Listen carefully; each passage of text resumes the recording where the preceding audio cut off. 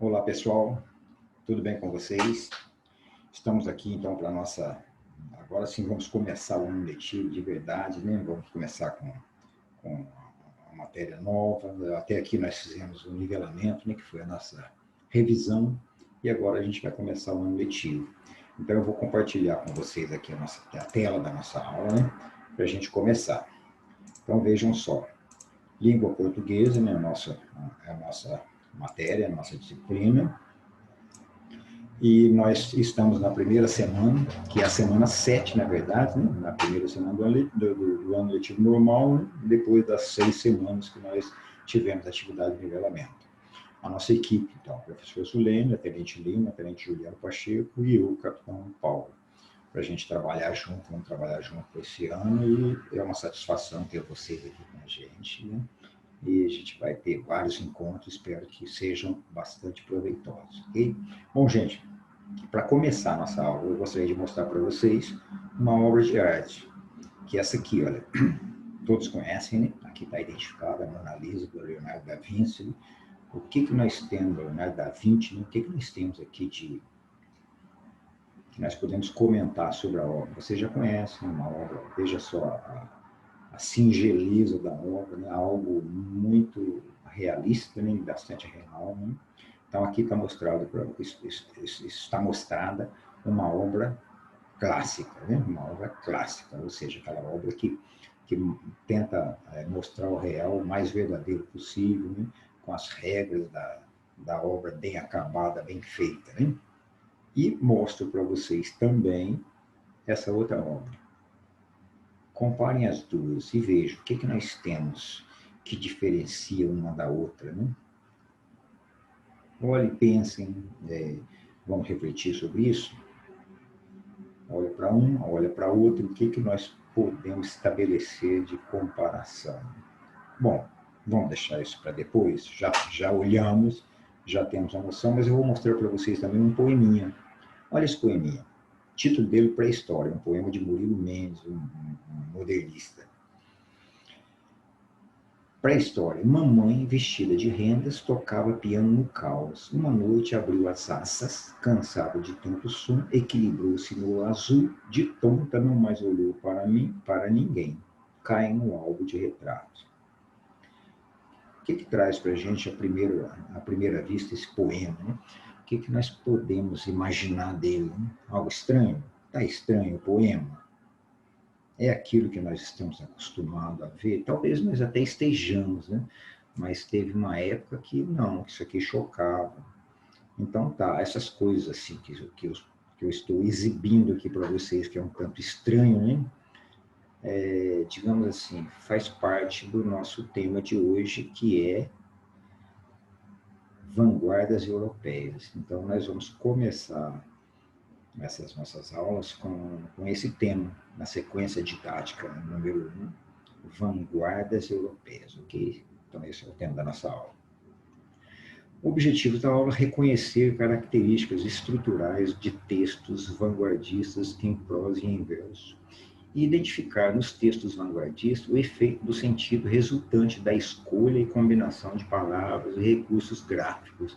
Então, o que a vanguarda traz para nós nos textos, assim como nós vimos na pintura também, ok? Então, o tema da nossa aula, vanguardas europeias, e objetivos da nossa aula estão aí, ok? São 5 as vanguardas europeias: o cubismo, dadaísmo, futurismo, expressionismo e o surrealismo.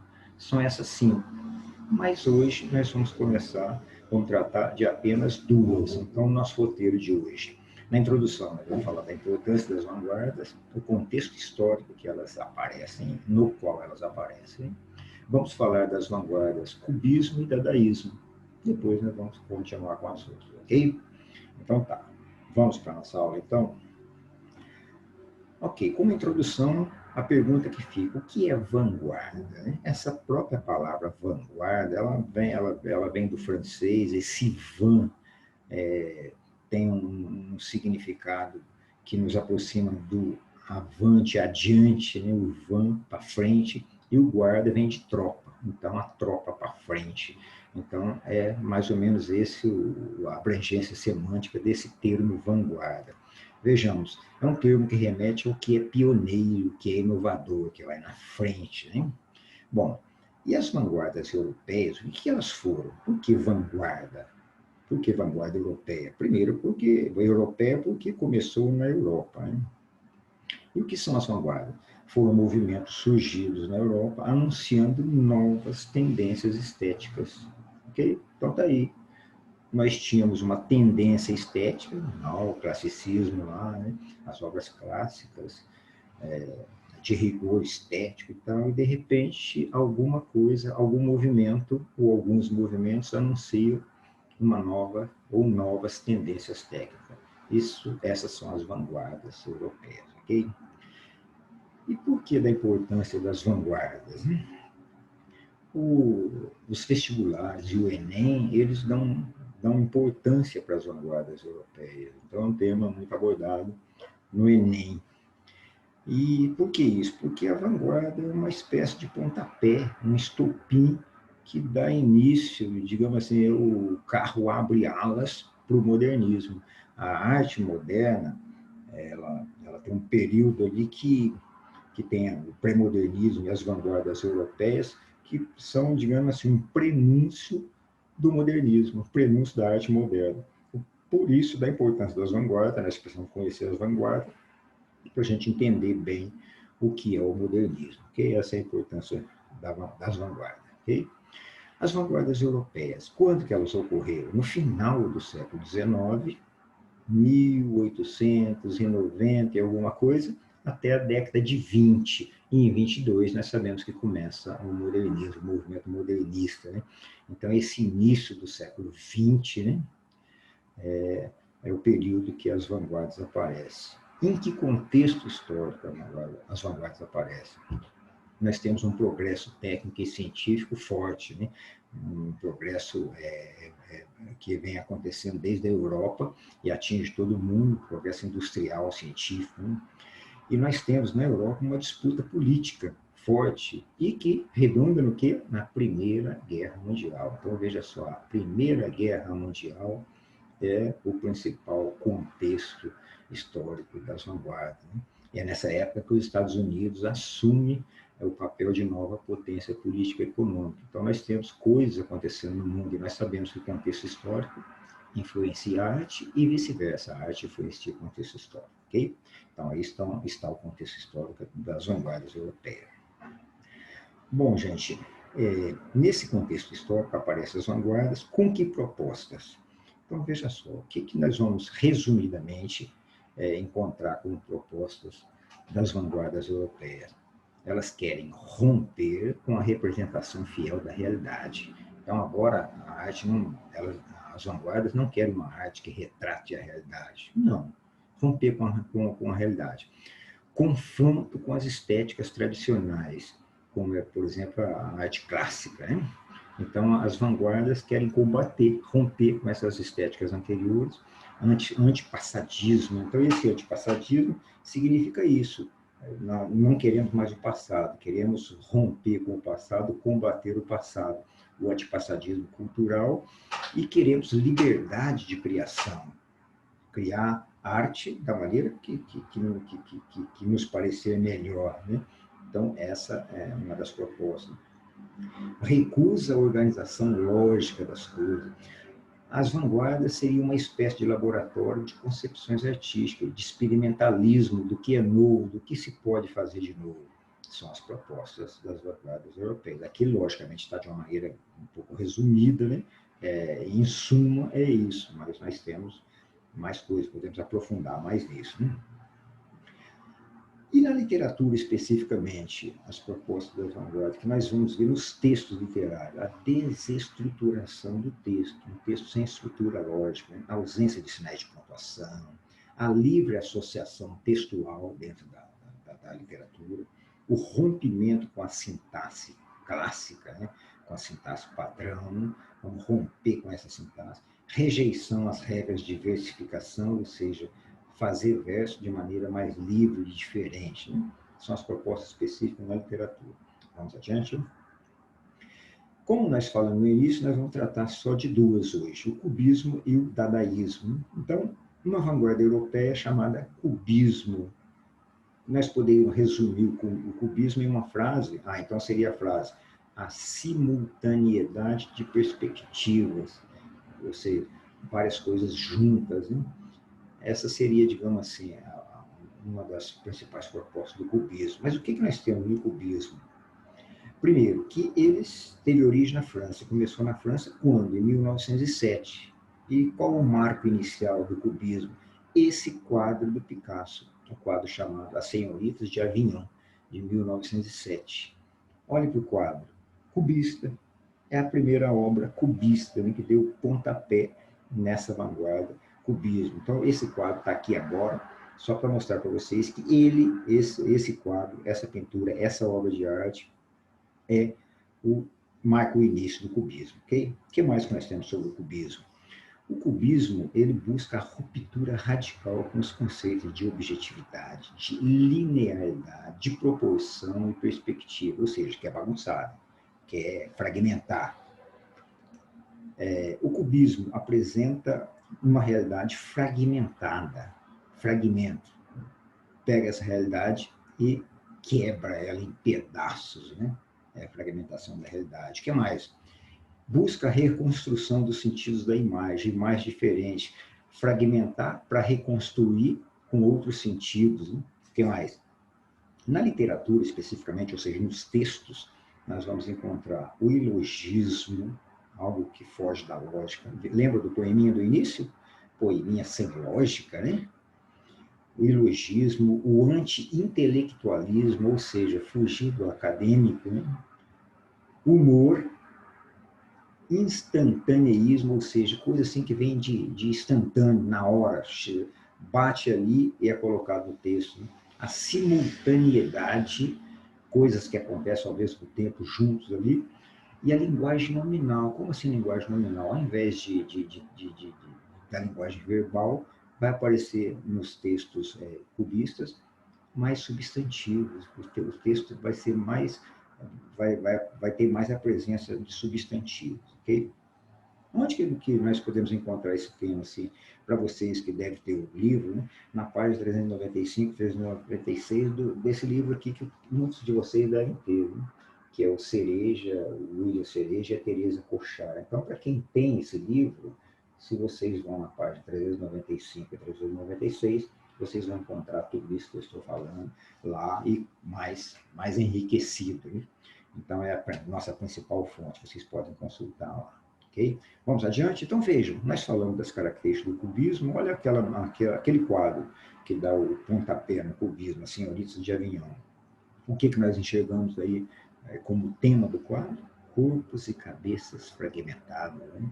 Linhas retas e angulares para seres humanos. Não, as nossas linhas são curvas e não retas, triangulares. Né? Observe que linhas triangulares, né, para representar o ser humano. Né? Nós temos desproporções, né? Cabeças grandes e corpos com medidas desproporcionais. Né? Ou seja, o que nós temos aí? Uma fuga da realidade, uma pintura que não se aproxima da realidade, aliás, se distancia da realidade, ok? Isso é pintura cubista, né? Veja essa outra, também do Pablo Picasso, o título da obra é Violino e Uvas. Nós temos aqui um violino, dá para a gente perceber isso, mas vocês percebem a fragmentação, nós temos um violino fragmentado. Nós vemos as partes, as diversas partes dele sobrepostas umas à outra. Né? Essa é a cara de uma obra cubista, ok? Percebe linhas retas nessas fragmentações? Isso é cubismo, ok? Agora vejam um texto, né? Vamos para a literatura. Aqui nós temos um texto modernista de Oswald de Andrade, da obra chamada Memórias Sentimentais de João Miramar. Então nós temos um capítulo da obra lá, que se chama Fraque do Ateu. Vejam só, fraque do ateu. Fraque, uma vestimenta, né? Um tipo de paletó. Né? Ateu. O que será o ateu? Vamos ler? Saí de Dona Matilde porque Marmanjo não podia continuar na classe com meninas. matricularam-me na escola, modelo das tiras de quadros na paredes, alvas escadarias e um cheiro de limpeza. Professora magrinha, recreio alegre, começou a aula da tarde, um bigode de arame espetado no grande professor Seu Carvalho. No silêncio tic-tac da sala de jantar, informei mamãe que não havia Deus porque Deus era a natureza. Nunca mais viu Seu Carvalho, que foi para o inferno. Percebe que texto estranho? Primeiro, a questão da pontuação, né? Vocês percebem um parágrafo inteiro aqui que falta vírgula, né? O outro também aqui, o outro também aqui.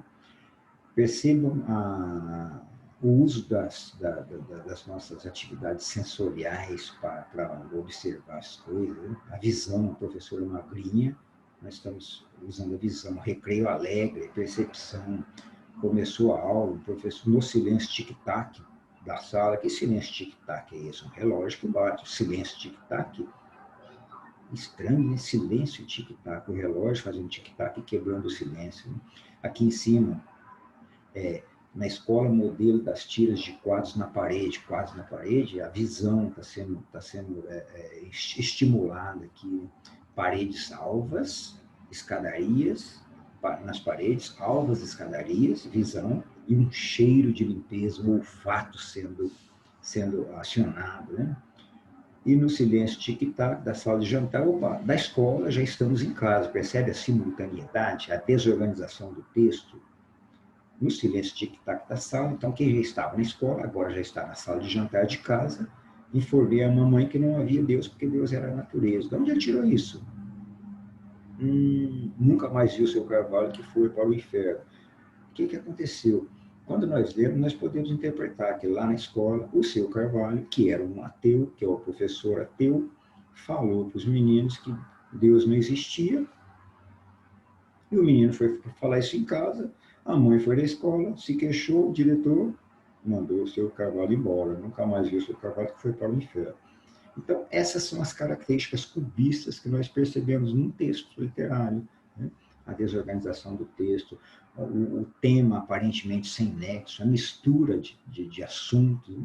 A simultaneidade, o humor. Então, resumindo, nós podemos dizer que o uso dos sentidos para captar o ambiente, a visão, o olfato, a audição, o Seu Carvalho como um ateu que prega a inexistência de Deus e por isso foi demitido, mas isso não está explícito, nós precisamos chegar a essa conclusão. Há uma fragmentação do texto, uma ruptura com a linearidade que nos faz com que nós tenhamos que tentar reconstruir esse texto para captar o sentido dele, né? Os períodos não seguem a estrutura sintática tradicional, as frases são fragmentadas, não apresentam pontuação, só o ponto final. Há elipses pela supressão de termos, mas nós conseguimos fazer a reconstrução. Falta de conectores, mas há evidência do sentido pretendido. Então, é exemplo de texto cubista, ok? Vamos adiante? Nos textos modernistas, e esse é um deles, né, esse que nós passamos, é um texto modernista, né? Em outros textos modernistas da década de 20, observa-se influências cubistas. Veja esse outro. A obra é de Oswald de Andrade, Pau-Brasil, é um texto, é um livro da primeira geração modernista, né? Título, Hípica. Saltos, recordes, cavalos da penha, correm jóqueis de Higienópolis, os magnatas, as meninas, e a orquestra toca chá na sala de coquetéis. Você percebe os flashes que nós temos aqui? Nós observamos um texto fragmentado, um texto nominal, saltos, recordes. Cadê os verbos? Poucos verbos e muitos nomes, né? Então, um texto nominal. O título com letra minúscula, é assim mesmo, com letra minúscula. Cadê a pontuação do texto? Não tem, né? Então, nós percebemos flashes que são colocados como se fosse uma colagem. Então, o texto está fragmentado. Nós percebemos, então, que podemos captar como características cubistas assuntos aparentemente sem nexo. Nós precisamos fazer um esforço para tentar captar o que está sendo trazido no poema, né? Porque aparentemente não tem nexo. Mistura de assuntos e espaço. Ao mesmo tempo que nós estamos na pista de cavalo, a orquestra toca, na sala de coquetéis tem o chá. Então percebam essa simultaneidade de assuntos e espaço, mistura, né? Instantaneidade e simultaneidade que nós vemos. Então, né? A realidade aqui está fragmentada, há uma predominância de nomes, de substantivo, ok? e flash cinematográfico. Então, é uma forma diferente de fazer poema. Isso foge, né, das estéticas tradicionais. O que é isso? Cubismo, ok? Essa vanguarda europeia. Beleza, vamos adiante. Vamos para a próxima vanguarda, que é o dadaísmo. O dadaísmo ele teve início em 1916 na Suíça. Que frase nós podemos usar para resumir o que é o dadaísmo? A anti-arte, o que vai contra a arte, né? Bom, o dadaísmo ele surge com a proposta de abolição da lógica e das relações com o real. Abolir tudo que é lógico. Criação artística sem premeditação. Espontaneidade, imediatismo e o caos. Irreverência, deboche, agressividade, ilogismo. Busca ridicularizar, agredir e destruir a arte. Mas por que isso, gente? Por que destruir a arte? Nós perguntamos, né? Porque, vejam aqui no slide anterior, o início do dadaísmo em 1916. O que nós temos aqui? Qual o contexto histórico mais forte? Primeira Guerra Mundial, né? Então, alguns artistas da época que se refugiaram na Suíça, eles começaram a pensar e perceber que era uma hipocrisia fazer arte quando os cidadãos estavam se matando na guerra, né? Então, uma guerra de alcance mundial, onde as pessoas estão se matando, e como fazer arte? Como valorizar a arte? Não, isso é hipocrisia. Vamos destruir a arte, destruir para reconstruir. Vamos usar a nossa irreverência, o deboche, vamos ser agressivos, vamos tratar do ilógico. Então, essas aqui são as propostas do dadaísmo. Digamos assim, a anti-arte, porque busca a destruição da arte que se tem naquele momento, ok? Então, o dadaísmo, digamos assim, é uma vanguarda mais radical, né? O que mais nós temos sobre o dadaísmo? Com o dadaísmo surge a técnica do ready-made, que consiste em, isso aí, digamos assim, com o dadaísmo, porque é mais uma proposta do dadaísmo. Busca extrair de um objeto do seu papel usual e, com pequenas adaptações, atribuir-lhe um valor artístico. Vocês percebem, então, como que nós usamos o dadaísmo ainda hoje? Quanta gente pega uma peça de decoração, pega lá uma roda de carro de boi, faz dela uma mesa, né? Um rolo de fio de alta tensão, constrói com ele uma mesa, né? Pega um arado de arar, aquele arado antigo de madeira, de arar terra, e coloca no jardim como enfeite, né? Percebe? Nós conhecemos muito isso, de trazer esses objetos que têm um uso específico e fazer dele uma obra de arte, né? Um exemplo clássico é esse urinol, um urinol de porcelana do Marcel Duchamp, que é o camarada que começou lá com um dos principais iniciadores do dadaísmo.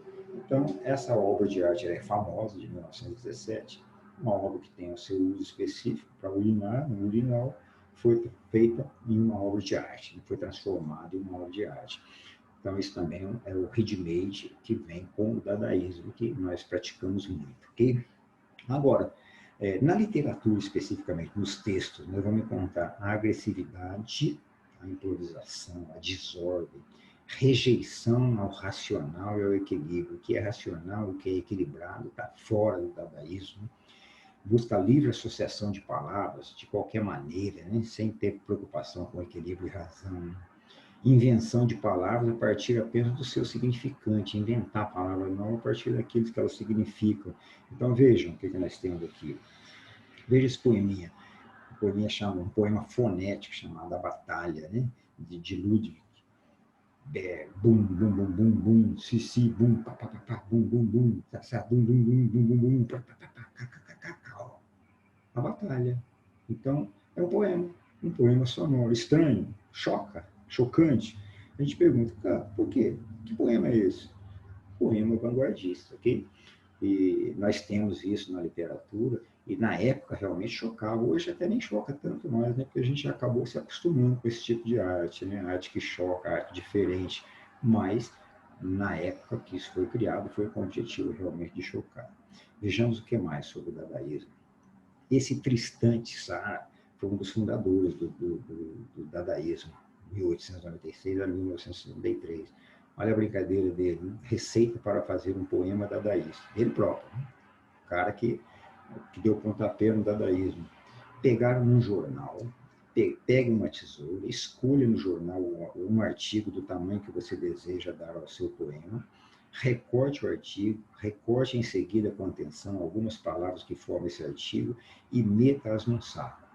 Agite suavemente, tire em seguida cada pedaço um após o outro, copie conscienciosamente na ordem que elas são tiradas do saco, o poema se parecerá com você. E ele, um escritor infinitamente original e de uma sensibilidade graciosa, ainda que incompreendido pelo público. Percebe então a intenção de destruir a arte, fazer tudo diferente, sem ordem, sem razão, sem equilíbrio? A proposta do próprio criador do dadaísmo. E nós fazemos muito isso, inclusive na escola, as crianças fazem. Eu trouxe aqui alguns exemplos que eu peguei no Google, para vocês verem como que se trabalha isso, e nós já tivemos essa oportunidade de trabalhar. Olha só uma obra dadaísta e recente, né? Tem até o coronavírus aqui colocado. Olha só, uma técnica de colagem, né? Palavras coladas aleatoriamente, sem nenhuma ordem. Não adianta a gente querer procurar uma ordem aqui, achar um fio da meada. Não, não tem fio da meada. A sequência é não ter sequência. Inclusive, eu digo para vocês que o termo dadaísmo vem da palavra dadá, que significa nada, não tem significado. Ok? Então, aqui está um exemplo, veja outro exemplo de colagem. Ó, aulas de violino, o instrutor me disse tudo que preciso saber em uma frase, você com a máquina de revelação na mão, nada, não temos nada, mas é uma arte dadaísta. Outro exemplo, poema dadaísta, olha o camarada sendo citado aqui, o dadaísta das origens, né? E aqui nós temos o nome dos alunos que fizeram isso, da Liga Portuguesa, da Escola Maria Gabriela, né? Vejam, aqui está o poema dadaísta construído com o quê? Com essa colagem, com essa receita do Tristão, ok? Então, isso é dadaísmo. Vejamos o que mais que nós temos aqui.